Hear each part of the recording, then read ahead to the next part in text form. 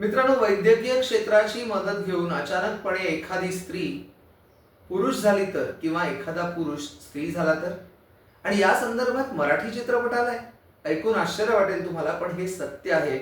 असा एक धाडसी विषय मांडला गेलाय बाप्या नावाच्या चित्रपटातनं. आणि त्या चित्रपटाची समीक्षा करण्याकरता मी गणेश आचवल स्वामी कृपा क्रिएशन्स मध्ये तुम्हा सर्वांचं मनपूर्वक स्वागत करतो. मित्रांनो, पुणे आंतरराष्ट्रीय चित्रपट महोत्सवामध्ये म्हणजे पीफ मध्ये हा चित्रपट दाखल झाला. बाप्या हा चित्रपट. आणि या चित्रपटाला 3 अवॉर्ड्सनी सन्मानित करण्यात आलं होतं. सर्वोत्कृष्ट चित्रपट, त्याचप्रमाणे सर्वोत्कृष्ट अभिनेता गिरीश कुलकर्णी आणि सर्वोत्कृष्ट अभिनेत्री राजश्री देशपांडे. आता या चित्रपटाच्या कथानकाबद्दल बोलूया. मुळात त्या चित्रपटात जी वेगवेगळी वळणं आहेत तीच खूप महत्वाची आहेत. की एक जमीन विकायची असते आणि ती विकण्यासाठी घटस्फोटित पत्नी येणार असते सही करण्यासाठी, आणि अर्थात पती सुद्धा येणार असतो. तोच म्हणजे अभिनेता गिरीश कुलकर्णी.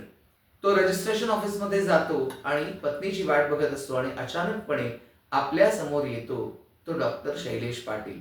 म्हणजेच अन्या बोरकर ही जी व्यक्तिरेखा गिरीश कुलकर्णी यांनी साकारलेली आहे, अन्या बोरकरची पहिली पत्नी असते शैलजा पाटील. आणि शैलजा पाटील याच व्यक्तिरेखेनं सेक्स चेंज ऑपरेशन करून डॉक्टर शैलेश पाटील या भूमिकेतनं शैलजा पाटील आपणासमोर येतात. म्हणजेच बाईचा बाप्या होतो. त्या रजिस्ट्रेशन ऑफिसमधल्या संवादाचा व्हिडिओ चित्रित होतो आणि मग प्रचंड हलकल्लोळ होतो असं म्हणायला हवं. कारण हा चमत्कारच म्हणायला हवा नाही का, अशा आशयाच्या बातम्या प्रसार माध्यमातून प्रसारित व्हायला लागतात असं चित्रपटात दाखवण्यात आलं. आणि मुख्य म्हणजे या सगळ्यामुळे सर्वात जास्त डिस्टर्ब कोण होतो माहितीये, तर अन्या बोरकर आणि शैलजा पाटील यांचा मुलगा हा खूप डिस्टर्ब होतो आणि त्याला वेगवेगळ्या ट्रोलिंगला सामोरं जावं लागतं. त्याच्या आईने ही जी स्टेप घेतलेली असते, धाडसी पाऊल उचललेलं असतं, त्याबद्दल खूप चर्चा होते आणि त्यामुळे तो प्रचंड डिस्टर्ब होतो. पण मुळात तो नंतर आपल्या आईला स्वीकारतो का, म्हणजे आपल्या आईला बाप्याच्या भूमिकेत तो स्वीकारतो का, त्यांच्यात भावनिक नातं काय निर्माण होतं, तो आईचा तिरस्कार करतो का, नेमकं काय घडतं. कारण मुळात अन्या बोरकरनं दुसरं लग्न केलेलं असतं आणि ती जी आई आहे, देविका दत्तरदार त्या भूमिकेत आहेत, ती सुद्धा व्यवस्थित त्याची काळजी घेत असते, त्याच्यावर प्रेम करत असते. आणि मग आपली खरी आई अशी बाप्या बनून आली हे स्वीकारायला तो तयार होत नाही, तिच्याशी संभाषण करायला तयार होत नाही, वगैरे वगैरे सगळं आहे. मुळात यामुळे अन्या बोरकर आणि शैलजा पाटील म्हणजे आता डॉक्टर शैलेश पाटील यांच्या नात्यात नेमकं काय घडतं हे सगळं तुम्हाला या चित्रपटातनं बघायला मिळेल. पण मुख्य म्हणजे दिग्दर्शक समीर तिवारी यांचं धाडस आहे की असा विषय मराठी भाषेतनं मांडणं.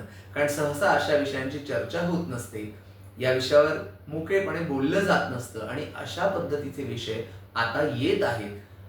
चित्रपट महोत्सवामध्ये यावर चर्चा होते, पण सामान्य प्रेक्षकांमध्ये याची चर्चा होते का, हा निश्चितपणे एक वेगळा विषय आहे हे म्हणायला हवं. पण या चित्रपटातल्या या विषयाला जनता स्वीकारेल का असाही प्रश्न मनाला पडतो.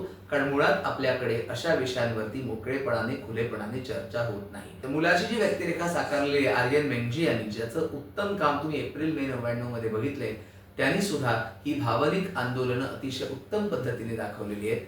चित्रपटातली काही गाणी चांगली आहेत, काही गाणी ठीक आहेत, पण असो, काही जमेच्या बाजू असतात, काही आपण म्हणतो की खटकणाऱ्या गोष्टी असतात. पण आवडणारी गोष्ट एक सांगावीशी वाटते की कोकण परिसरात केलेलं चित्रण, फोटोग्राफी जी आहे, सिनेमॅटोग्राफी जी आहे या चित्रपटाची, ती उत्तम आहे.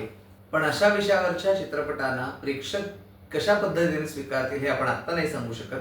कलाकारांचा अभिनय उत्तम झालेला आहे आणि एक धाडसी पाऊल या दिग्दर्शकांनी उचलले असं म्हणायला हवं. आता पुढच्या आठवड्यात आपल्याला कळेल की चित्रपट बॉक्स ऑफिसवर काय कमाई करतोय.